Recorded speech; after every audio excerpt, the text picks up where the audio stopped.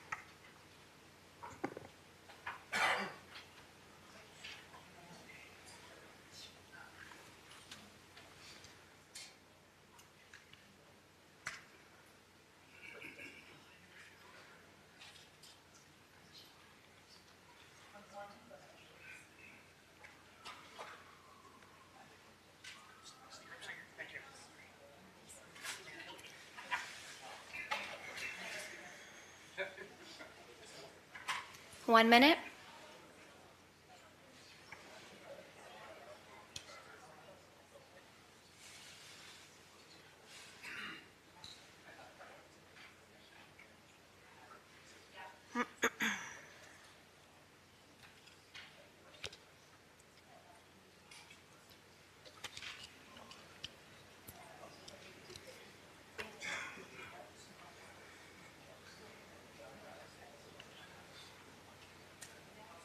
Thirty seconds.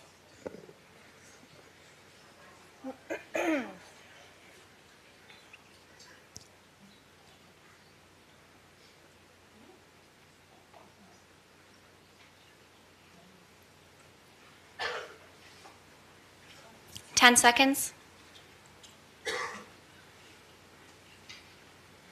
5.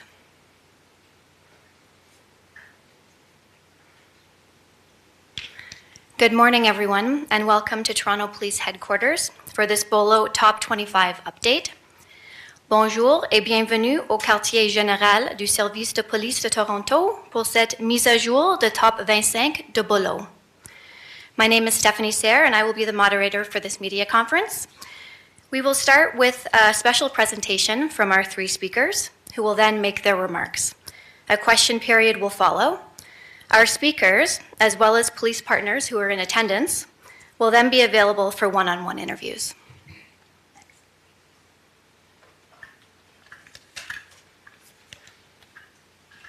Good morning. My name is Max Langlois, and I'm the Executive Director of the Bolo program. One of the most common things I've heard about Bolo rewards over the years is, show me the money. Today, we show you the money. $1 million in rewards. $1 million. We're now going to proceed with a press conference, and we're going to come back for a photo op after. Thank you.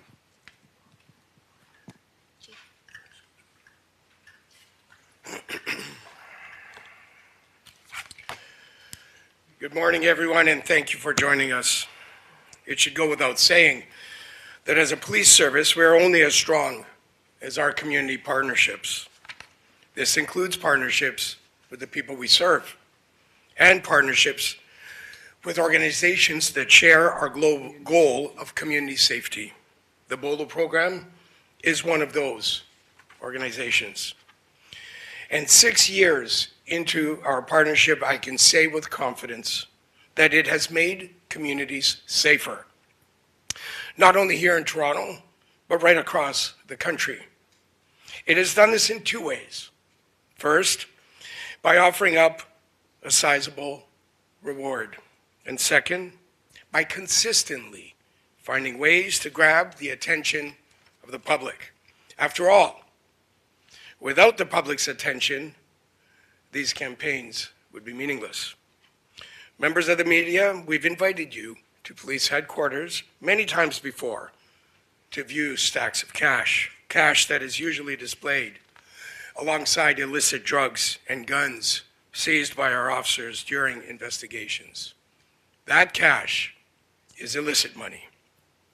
It's illicit because it's been earned by exploiting our fellow residents, our neighbors, our friends, and our family members through crimes that take lives and irreparably harm lives across the city. On the table before me sits $1 million of legitimate money. This is how much money stands to be collected by being on the lookout for the wanted fugitives featured in Bolo's new Top 25 campaign. The new number one suspect is Michael Bebby, wanted for the murder of Shamar Powell Flowers exactly 9 months ago. At the time of Shamar's murder, Michael Bebby was under a gun prohibition for his part in another Toronto shooting 4 years earlier. In a statement, Shamar's family said, "For 9 months, we have been crippled, not only by grief, but by the realization that there are people out there who could help us, but who instead have chosen to remain silent. People who could step up, as our amazing Shamar would have stepped up for them had the tables been turned. Had someone not chosen to carry a gun and fire a shot that left a hole in his heart, in our hearts, and the hearts of so many others. Our investigators have no doubt there are people out there who know where Michael Bebby has been hiding since Shamar was killed. For those hiding, Christian Cuxum, now number 5 on the list. Neither doing the right thing nor a sizable reward announced last year has been enough for that tip we need to bring Mr. Cuxum to justice. But perhaps seeing the cash here on this table with the right people watching and the right circumstances will help. Because if there's one thing I've learned as a police officer serving this city for more than 3 decades, it's that circumstances can change. Circumstances do change, and good can be found in some of the most unexpected places. The names and faces featured in this campaign represent crimes that we as a society are grappling with in more ways than one.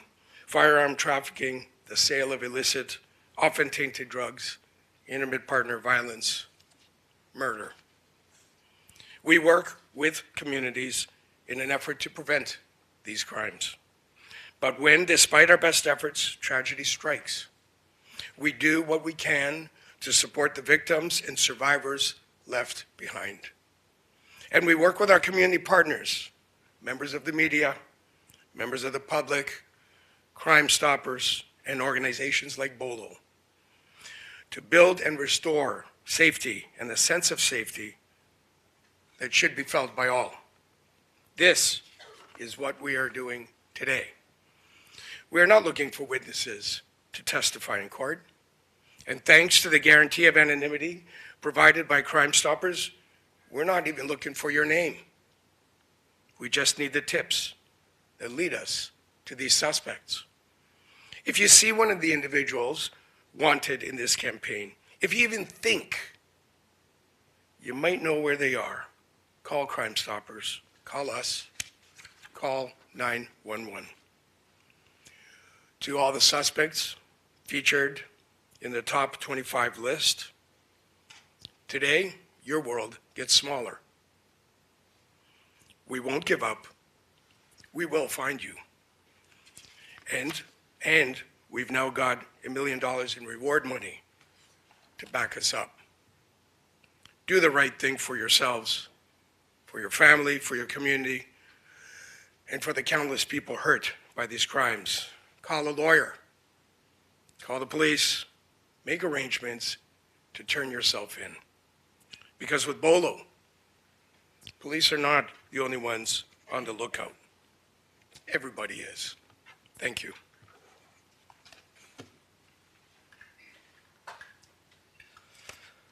Good morning.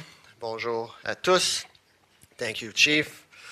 Over the past 6 years, the Bolo program has worked hard and has spent a lot of money to get eyeballs on our campaigns.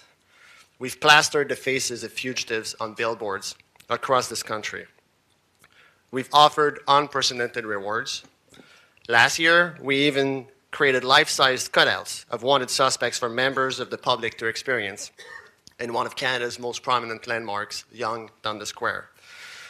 Today, for the first time, we are putting our reward money on the table, literally.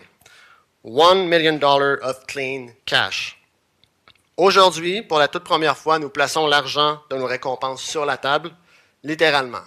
$1 million d'argent propre. This has never been done. It is unprecedented. This money doesn't cost you a dime. This is not police money. It is not funded by taxpayer dollars. The $1 million on the table before me is from Bolo, an initiative funded by the Stéphane Chrétien Foundation that is committed to amplifying most wanted cases in the name of safer communities. Cet argent ne vous coûte pas un sou, cet argent ne provient pas de nos services policiers, cet argent n'est pas financé par les contribuables. Le $1 million sur la table devant moi provient de Bolo, une initiative financée par la Fondation Stéphane Chrétien, laquelle s'est engagée à amplifier les avis de recherche prioritaires pour rendre nos communautés plus sécuritaires. Following this news conference, the money will be returned to a trust account managed by a law firm, waiting for you to call in that tip that can make the difference for one of our cases. Bolo rewards are payable if the information you provide leads to the arrest of the suspect, period. There are no other conditions. Potential convictions in court have nothing to do with our rewards being paid out. But don't forget, all our rewards expire. So if you want to play your part in community safety and be rewarded for doing so, don't wait. Call in that tip. Since 2018, our biggest challenge has not been getting eyeballs on our campaigns. Our biggest challenge has been keeping them there. So today, Bolo is also launching a one-of-a-kind initiative to encourage members of the public to be on the lookout, not only today, but in the days and weeks to come. How? Simply by taking a portion of the money we usually spend on these flashy campaigns and using it to reward people for keeping their attention on our top 25. Beginning today, any Canadian resident aged 18 and older who visits the Bolo website, that's boloprogram.org, will have a chance to earn a number of high-value prizes. Introducing the Bolo lineup contest. All participants have to do is familiarize themselves with our top 25 fugitives and correctly identify some of them in a series of lineups. Aujourd'hui, nous lançons le concours Identification Bolo. Tout ce que les participants ont à faire est de se familiariser avec les fugitifs de notre top 25 et de les identifier correctement dans une série de séances d'identification. More than $35,000 worth of prizes are up for grabs, including a $10,000 travel voucher, MacBook Airs, PlayStation 5s, iPads, as well as prepaid credit cards and gift cards. Simply put, the Bolo lineup aims to reward people for paying attention. This is the fourth iteration of Bolo's top 25 list. Today's suspects come from 18 police services, 7 Canadian provinces, as well as the United States. I thank all our policing partners. A lot of you are in the room today, and Crime Stoppers partners as well. Bolo comes to you as a free service, but it requires a lot of coordination, and it brings in a lot of work. Bolo wouldn't be what it is without you. Very special thanks to the Toronto Police Service. Thank you, Chief Demkiw, and Toronto Crime Stoppers. Thank you, Chair Sean Sportun, for working with us so closely to prepare this announcement. Before I conclude, let me go through our top 5 suspects, each with a reward of up to $100,000. Number 5, Christian Kusum, wanted for murder by Toronto Police Service. Number 4, Rabi Al-Khalil, a twice convicted murderer wanted for being unlawfully at large by the RCMP. Number 3, Cody Casey, wanted for drug and firearms offenses by Vancouver Police Department, including the production and trafficking of fentanyl. Al Boivin, recherché par la Sûreté du Québec pour trafic de stupéfiants. And our new number 1, Michael Bibby, wanted for murder by the Toronto Police Service. Our message to the public is simple. Please be on the lookout. Our message to these fugitives is also simple. Today is a good day to turn yourself in. You've evaded arrest so far, but you can't look over your shoulder every minute of every day. And the loyalty of your friends and associates will be tested today. It will be tested tomorrow, and it will be tested for the weeks and months to come.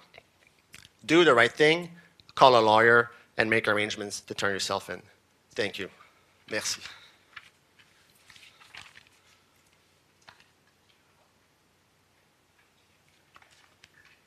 Thank you, Max. Thank you, Chief Demkiw. Good morning, and thank you all for attending today's announcement. Let me first begin by thanking the Bolo program, specifically Maxime Langlois, for his partnership over the last 6 years and his dedication to enhancing the safety of Toronto's community and the communities across Canada. Community safety is a shared responsibility in which we all play an important role. As a community, we also have a role to play in supporting the victims of crime and their families who are hurting around us and allowing them to take the next steps forward in their most unfortunate journeys. Today, Toronto Crime Stoppers is once again urging you, members of our community, to entrust our program with your information to locate these most wanted individuals. Across Canada, Crime Stoppers represents a partnership between the public, the police, and the media that provide citizens in our communities a conduit to anonymously provide information about a crime, potential crime, or as with this initiative today, information on the whereabouts of wanted suspects. For over 40 years, Toronto Crime Stoppers has been proud to allow citizens in our community to provide anonymous information without the fear of retribution. And thanks to this partnership with the Bolo program, the potential for cash rewards of up to $50,000 and even $100,000. The information you provide Crime Stoppers will be immediately forwarded to the investigators assigned to these cases, most of whom are here today.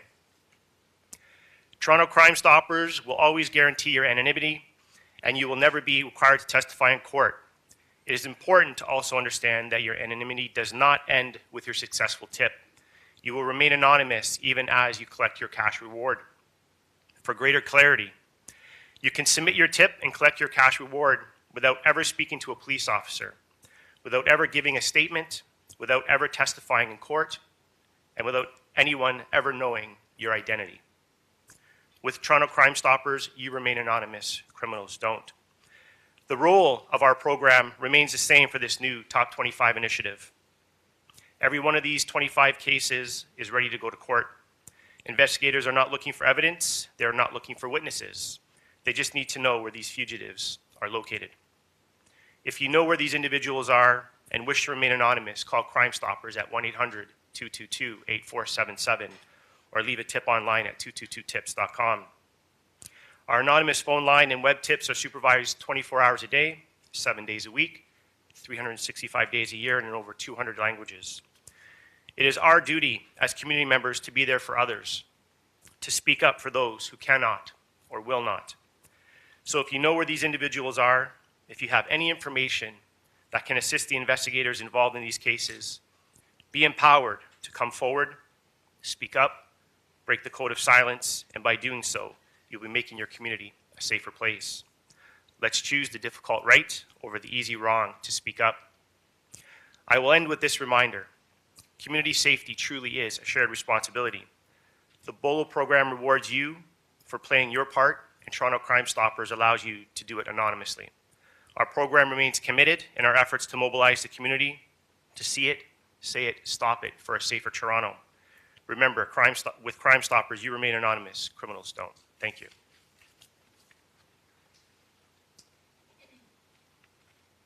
Thank you, everybody. Merci à tous. Before we start the question period, I would like to remind reporters attending through our live feed that Bolo Director Max Langlois will be available for a bilingual online Q&A at 12:30 p.m. Eastern Time. Please refer to the media advisory for attendance instructions. I would also ask that media stick to questions about Bolo, and once those are complete, we can take questions on other topics. Please use the mic. State your name, your media outlet, and to whom your question is addressed. Thank you. All right. Hi, Shauna with City News. I guess, Max, I'll take you first. A question for you. Obviously, $1 million is sitting on the table here. In the 6 years of the Bolo program, how much reward money has been handed out so far? I can answer in generic terms. So it's about 30 to 35% of all the rewards we've offered that have been collected. Okay. Can you give us an idea of how many arrests have been made based on these campaigns? So I'm excluding today's new suspects. So we featured about 60 fugitives over the past 6 years, and it's 21 of them who have been located. 58 fugitives to be precise, and 21 of them have been featured. Again, I'm excluding the new suspects from today because that's day one for them. Hi, Max. Catherine McDonald from Global. Can you just speak about last year, what happened, which we reported on, what happened after you did this launch? I know there was quite an interesting story that developed. Also, of the 25 from last year, how many are back on the list that you did not arrest, and how many did you capture from last year? It's about half of them that are back on the list. Bolo is becoming a very on-demand program, so we receive a lot of case submissions from police services. So we have a committee helping us screen these cases. So it's about half of them that are coming back. Between May 1st, 2023 and today, it's only 2 suspects from the top 25 who got arrested, which is unusually low. But I can tell you without a doubt that the vast majority of these cases have progressed in terms of investigative leads. Microphone? The most wanted person? Sorry, it's for online Sorry, reporters. last year the most wanted man, I believe he was arrested very quickly, right? Can you speak? 2 years ago. Oh, 2 years. That was 2 years ago. Yes. Can you speak The to that case? Because I think that was quite an interesting. He was arrested quickly, but that's not my case. It's a TPS case, so if there are Okay. any questions Sorry. about the case, it's for TPS to answer. Jean-Philippe Nadeau de Radio-Canada. Oui. 2 questions. La première, un peu répéter ce que vous venez de dire. Combien d'arrestations avez-vous faites depuis la création de ce programme? Alors, le programme Bolo ne fait pas d'arrestation, mais on fait de l'amplification de dossiers, on se comprend, mais c'est important de le préciser pour moi. Alors, jusqu'à aujourd'hui, ce matin, on avait mis en vedette 58 suspects, et c'est 21 d'entre eux qui avaient été... en fait, c'est 22 d'entre eux qui avaient été localisés. Et un suivi, vous parlez d'un précédent pour lancer ce genre de loterie. Est-ce que vous pensez vraiment que ça va fonctionner? Bon, c'est pas une loterie, c'est un concours. Mais non, c'est important. Est-ce que ça va fonctionner? Le programme Bolo veut toujours essayer des nouvelles choses. Alors, on essaie quelque chose de nouveau. On prend une partie de l'argent qu'on met sur les campagnes, puis on veut le redonner au public. Merci. C'est un plaisir.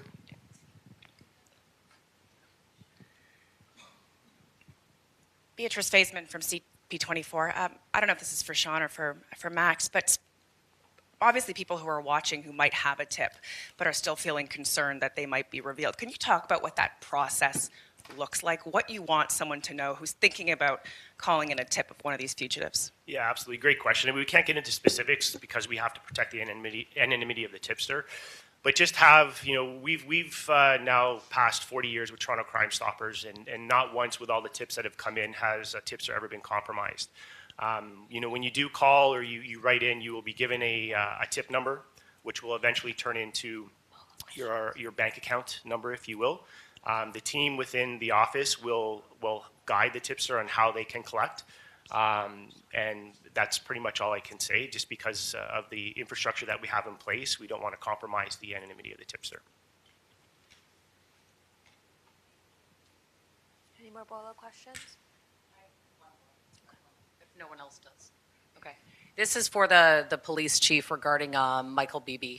Just, I don't know if you have any updates on the case. Do you believe that Michael Beebe is in Toronto, somewhere in the GTA? Do you think he's left the country? Anything you can share? Well, what I will say is that we believe there are people who could assist us in finding him. And we do have investigators in the room. We can get into more details as they see fit, given the nature of the investigation. But we do believe there are people out there who have the information we need to bring him into custody. Okay. Any other questions? Hello, Mike Walker from CTV News Toronto. This question is for the chief. You announced yesterday, following the verdict in the Umar Zamir case, that there are 2 investigations you are launching. I want to get, first off, your reaction to the comments by Justice Molloy with allegations to collusion, and what your hope is, why you've launched these 2 separate investigations, and how they will play out. Yeah. So I just want to make sure, I'll definitely take the question. Are we good to, okay. Listen, I appreciate that question. Just a couple of things on it.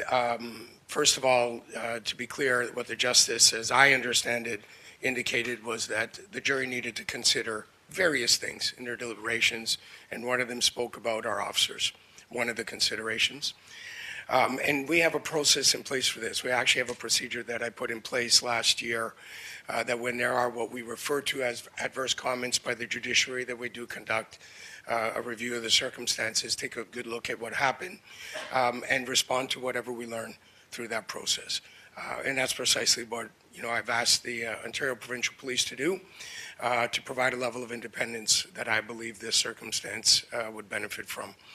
Secondly, the other review is something we're doing internally, and that is, our ongoing commitment of continuous improvement. We're going to take a look at all aspects of our work in plainclothes, and take a look at the lessons learned, not just from these circumstances, but of course from these circumstances, but also best practices, what's going on in the policing sector that we might look at bringing into this organization to make our response the best it could possibly be. And quite frankly, I think we owe it to everybody to do everything we possibly can to prevent these kinds of things from happening again. And we will look to learn and put in place whatever we possibly can. Are there any lessons learned immediately after the result of this trial? Well, listen, of course, my mind is turned to different lessons, but I don't want to preempt the important work of the review. And I'd like our review, the leadership of our review team, to bring together a multi-sectoral group of subject matter experts and come forward with, their findings. Hi, Chief. It's Wendy Gillis from the Toronto Star. When this incident first happened, your predecessor, Chief Raymer, said it was intentional and deliberate. Was it a mistake to say that at the outset when all of the information was not there? And secondly, do you commit to releasing the results of the OPP report? So thank you for that, Wendy. I don't feel it's really appropriate for me to go back in time and comment on another chief's comments. So I think. Would you say the same thing again, though? Sorry to interrupt. Sorry. Would you do the same thing again? Do you advise similar actions for the future? Or do you think it was ill-advised to speak about what happened without all the information? Whatever happens in the future, I will take step by step based on the facts that are before me. And I'll be thoughtful to what I say, and of course the lessons learned in all our encounters, including in this set of events. Your second question was about releasing the results. You have my commitment that I'll do everything possible to be as transparent as we can be, based on what we learned through that process.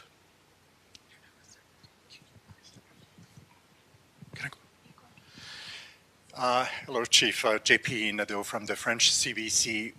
If Justice Molloy had not said any statement, anything, would you have asked the OPP to investigate? Well, I think I appreciate the question, but it's quite impossible for me to answer something that didn't happen. What did happen is the justice made comments. What did happen is that we have a procedure and a process that this organization put in place to deal with these types of circumstances, and we are making sure that that happens. And second question, do you realize that maybe the confidence of the public in the police is down, and how do you because it is alleged that 3 cops have probably lied on the stand. How are you prepared to repair that relationship?